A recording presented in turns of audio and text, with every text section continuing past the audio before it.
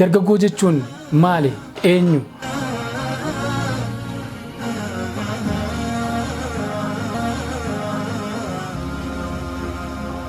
بسم الله الرحمن الرحيم الحمد لله رب العالمين الصلاة والسلام على أشرف الأنبياء والمرسلين نبينا محمد وعلى آله وصحبه وسلم أجمعين أما بعد السلام عليكم ورحمة الله وبركاته كما جمتوتا داوتوتا فيديو كنا إجا إرجان هراف عند برفتشور بادي إرجا جبابتو إن شاء الله دير سناهن ما ديرتي قالوا باينا كيسا ديرنا كيسا متي ربين أنا اللي وان دبتني سن اللي وان جفتنين ربنا فايدة مربنا هاقولوا جدا إرجع عند برفتشو بربادو درجة جوف إرجع جبابتو دبرسون بربادة درجة جو سينا دلقني لفكنا راح ديمنو نتي سينا دلقني جنان ربين نما سينا دلقي حتى يو متى إلّي ربين سيناسي قرآن كيسة دبته جرا شرري أو كانمو بوكل اللي ربين سيناسي قرآن كيسة دبته جرا سري ربين سري أصحاب الكهف قرآن كيسة دبته جرا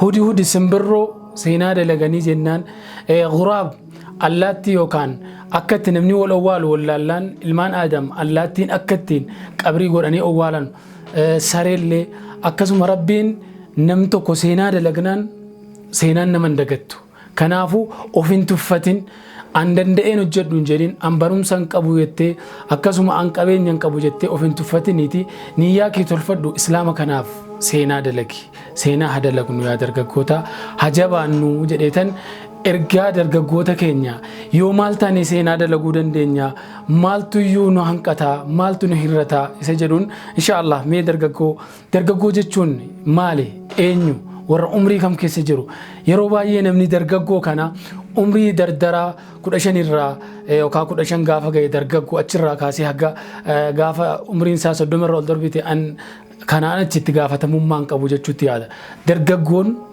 هاتاو يرون نمني هم نتك أبو هم ناس ظاهرة كان يرون نمني هم نتك أبو أكما أما جنة كودشان الرا كاسي حقا أفرتام قوت هاتا واجنو جراهم نينا ما دبدي عمرنا مال درجة مرة وام براتي جيرمتي كونكا عمريت غيرو نما درجة جوجتشون نما سمون سا درجة جوتي نما سمون سا جبا نما سمون سا يرو هندا هما أولانتو وديني كنا فوان قد يادو سمو كنيا نه درجة جومنو يرونا كسيروغا نمني يو غري درجة جوما كنا نهاوا يو waan tokko waan nama hawwisiisu argachuudhaaf yookaan du'arraattiin fagaachuudhaaf dargaggoon akka waan hin tuune umriin kee akkas ol fagaatte maal jedhan umrii ol fagaachuun jibba yoo garii immoo ol fagaachuu kana fedha namni kanaafuu jennaan dargaggoo jechuun akka umriitti akkasii sammuudhaan haa dargaggoomnu jechuudha ergaan kan koo sammuun kan keenya yeroo hunda sammuu asheeta yookaan dargaggoo haa taatu hin jedha dargaggoon hojiiwwan hojjetaman keessaa dargaggoon gahee guddaa taphachuu danda'a dargaggootu iyyuu gahee guddaa qaba dawriin shabaabaa yookaan gaheen dargaggoo waan guddaadha sanaaf daa'imni daa'ima ammallee isarratti dirqaman taane daa'imni ijoollee ammallee ganaa baratuutti deemu namni guddimmoo ammallee itti gaafatamummaan irraa xiqqaata humnan qabu akkasuma yaaduutti illee namni yoo garii maal namaan jedha isinitti fakkaata maal akka ijoollee yaaddu akka dargaggootti yaaddu jedha namni tokko yoo yaadni isaa yaadan taane wayii yaadee jedhe kanaafuu yaadni dargaggoo akkamii dargaggoon wantoota hojiiwwan hojjetaman keessaa tokkoon isaa dhaamata duree of danda'e dargaggoonii fi hadaraan yookaan immoo yeroo ammaa kana keessatti silixaanii wanni jedhamu yeroo ammaa kana keessatti qaroomina wanni jedhamu kana meemee akkam qaroomina irratti hammam tokko ummanni biraa dargaggoon biraa qaroomanii waan isaan dalagan sana qofa laallee ittiin baduutti jirramu nuti mataa keenyatti qaroomina kana yeroo ummanni biraa qaroomina jedhee wantoota biraa jedhu nuti qaroomina islaamaa kana islaaminaa kana islaaminaan silaa qaroomina islimnu kan itti fayyadamu haala islimnaa kana rabbi irraa nama baafneen qaroomina jennee wantoota adda addaa fakkeenyaaf qaroomina jennee sa'aatii 2-3 silkii irra kan teenyee gubnutu jira masiida teenyee deemnee ilmi barachuu dhiifne kanaaf meemee dargaggoonii fi qaroominni hammam tokko qaroomina isa islimnaatiin qaroomina islimnaa jira hagam tokko deemaa jira qaroominni islimnaan ta'in yookaan immoo qaroominni wanta biraa hammam tokko nu fudhattee jirti isa jedhu mata dureen kun mata duree dheeraadha. Isinuma yaadachiisu fayyaa dargaggooniif qaroominni miimi hammam tokko qaroomtanii jirtanii hammam tokko qaroomnee jirra hammam tokko itti fayyadama hatta silkii harka keenya jirtu kana keessatti hammam tokko karaa rabbii ittiin fayyadamne hagam tokkoyyii waan rabbii ittiin dalagne ittiin baduutti jirramoo badii ittiin dalaguu jirramoo khayrii ittiin dalaguu jirra isa jedhu wal haa yaadachiifnu of haa gaafannu jechuun barbaada. Ammas kanattiin aansee dargaggoonii fi dalagaa jedhama akka afaan gara Harargeetti dargaggoonii fi hojii daldallee dargaggoo walumatti walitti qabamtee dallaa jala muka jala kaaffee akkuma naannootiin jimaa qabattee maal jettee sa'aatii kee gubuu jirtamu fiiguu jirta dalagaadhaaf kasbiidhaaf dargaggoonii fi kasbiin kun akkamitti jirtan yaa dargaggoo yoo umrii kanaan hin fiigne yeroo kam umriin dargaggummaa umrii fiigdee qaqqabuu dandeessu umrii fiigdee illee jalaa bahuu dandeessu umrii hojjette yoo umrii kanaan hin carraaqqanne yoo umrii kanaan hin dalaganne yoo umrii kanaan hin kassabanne wallahi umrii ol fagaatee kee waan guddaatti gahuun ni jabaata. Kanaaf dargaggoo umrii kee kanatti fayyadami. Kasbiin ibaadaadha. Maaliif yennaan yoo kassabattee yoo carraaqqattee nagadattee jettee yeeti ofii kan kee of dandeessee nama harka namaa kajeelurraa nama kadhaturraa jetta yoo of dandeessee waa qabaatte namatti sadaqattee harka kan kee harka gubbaa siitaati harka kennattuu siitaati of gargaartaa of dureessitaa ahli kee dureessitaa biyya kee dureessitaa. Kanaaf yaa dargaggoo akkasuma walitti dhuftee yeroo kan kee of jalaan gubin yeroo ajjeefne jettee kaaffee hidhattee sa'a dheeraan taa'in yeroo ajjeefne jettee jimaa qabattee hin taa'in yeroo keetti fayyadami sa'aatii xiqqoo boqodhuuti. Kasbiinis ibaada akkuma salaata rabbiif salaattu ajiriin itti argadhe jedhiiti kasbii yaa dargaggoo kasbiirraa hin laaffisin jechuun ergaa sii dabarsuu barbaada. Mata dureen kunillee mata duree dheeraadha suma waa yaadachiisuuf yaa dargaggoo. Ammas kanatti naane yaa dargaggoonii fi fuutii akkamii dargaggoon baay'een yeroo ammaa kana keessa yoo rabbiin humna sitti kennee qabeenya sitti kennee jedhe fuudhi akkuma rasuulli rabbii sallallahu alaihi wasallam namni dandeettii qabu sinirraa haa fuudhu jedhan yoo fuudhan dandeenye immoo soomii of gadi qabi jedhan.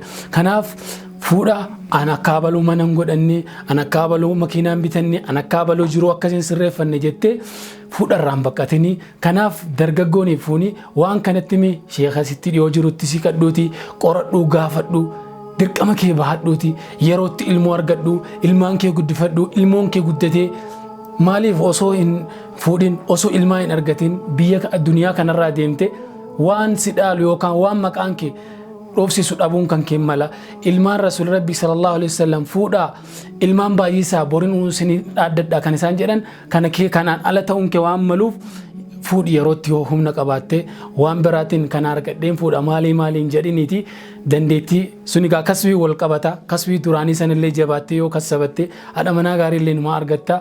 Yaa dargaggeetti akkasuma dargaggoo gaafan jedhu dargaggoo dhiiraa qofa miti kana waamutti jiru shamarran illee dargaggoo ta'an akkuma kana kasbii irratti illee jabaachuu qabu.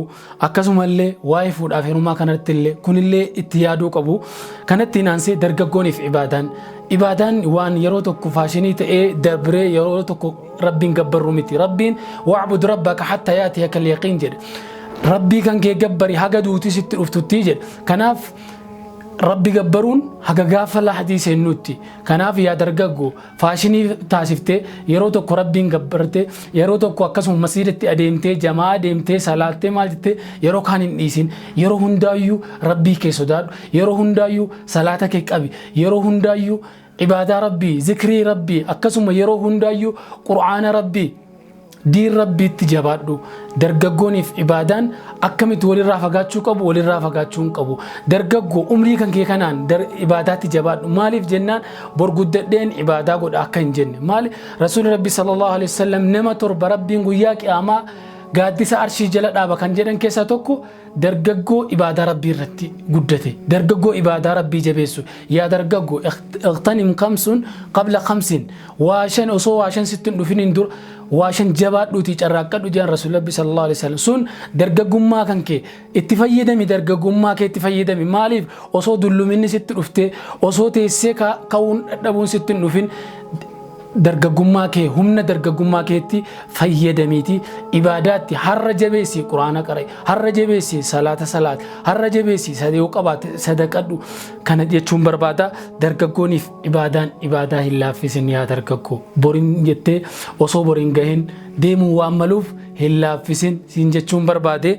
Akkasuma dargaggoo fi barumsa ilmi barumsa jennaan egaa nuti barumsa addaan qooduun nurraan eegamu. Barumsa diinii, barumsa duniyaa, barumsa akaadaamii, barumsa maalii jennee addaan qooduun. Barumsi wanni jedhame islaama ni fayyada. Ati itti akkaataa itti fayyadamu beektee jennaan akkuma quraanni si fayyadu, akkuma hadiisni rasuulaa si fayyadu, barumsi idilee amma baratamaa jiru kunillee teekinooloojii ittiin akkasuma waa'ee hawaasaa, waa'ee waliin jireenya akkasumatti waan nama fayyaduuf barumsa walumaa galatti barumsa waan jedhame yeroo keetti kennii.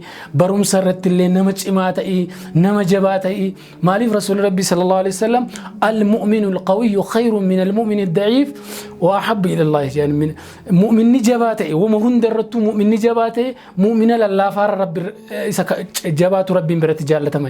Kanaaf mu'mina jabaa ta'uut dargaggoo jabaa, dargaggoo lallaafaa, dargaggoo hatta namni barumsa irratti tokkoffaa bahuuf, namni barumsa irratti bahuuf, namni umarra bahu Rabbiin biree tokko miti. Maaliif inni sun isa jabaadha, cimaadha. Kanaaf iimaaniin biratti jiraannaan, islaaminaan biratti jiraannaan yoo namni akkas barumsa irratti namni hojii isaa dalagaa gaafa dalagu, hojii tokko gaafa hojjetu, barumsa tokko gaafa baratu, namichi hojii sana barachuu إن الله يحب من إذا عمل عملا أتقنه جن. ربي إنما دلقاتك هو دلقاسا بريتشي دلقو ربي جالته جن. وما هجت كيستاتي ما دي نقدر رتنتين قنار رتنتين أتبريتشي ميد أكسيدي قافة دلقتو ربي وانسان رتي نجالتها جن.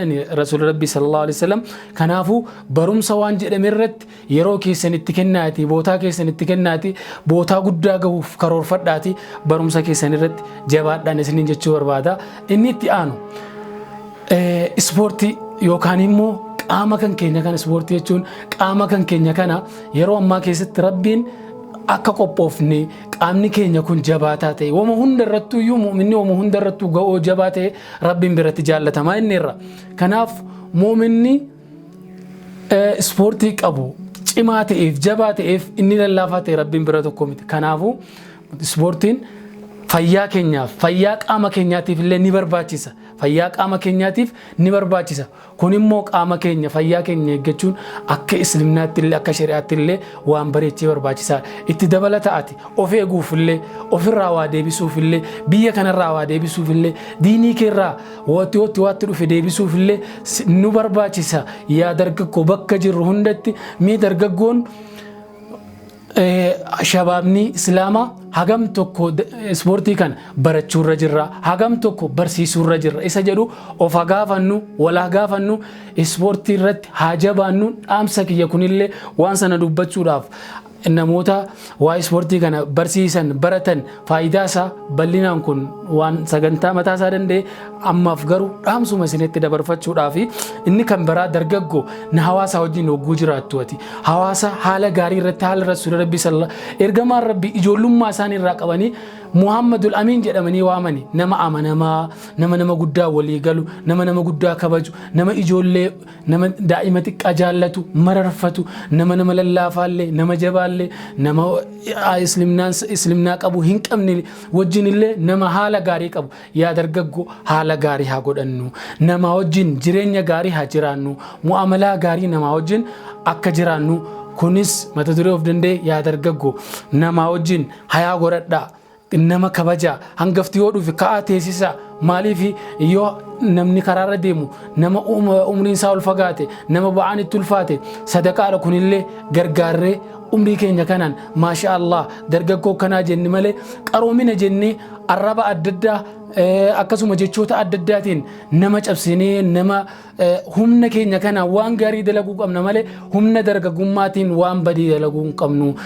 umrii dargaggummaatiin seenaa dalaguu qabna malee umrii dargaggummaatiin seenaa xureessitee seenaan waa balleessuu hin qabnu jechuun barbaade. Dargaggoo akkasuma ammas hayaa nama ulfeeffachuu akkasuma qulqullina qaama keenyaa dargaggooniif qulqullumni nuti nama bareedaa nama ijoollee fakkeenya ta'uu qabna. Akkasuma abbaatuu kan keenya hangafoota kan keenya immoo gargaarree bira dhaabannee yoo isaan waan tokko dogongoran isaan sana sirreessinee haala gaariidhaan waliin jiraachuu qabnan isiniin jedha. Yaa dargaggoo wama hundaafu yeroon seenaa dalaganu amma yeroo umrii keenya kanarraan yoo amma yerootti kaane bootaan nuti deemnu fagoodha. Kanaaf yeroodhaan haa kaanu wama hundarrattu waan nu hanqate nu hirrate haa guuttannu wala kaafnu haa kaanu wala kaafnu isiniin jedha. Jazaakumullahu khairan. Wassalaamu alaikum wa rahmatullahi wa barakatuh.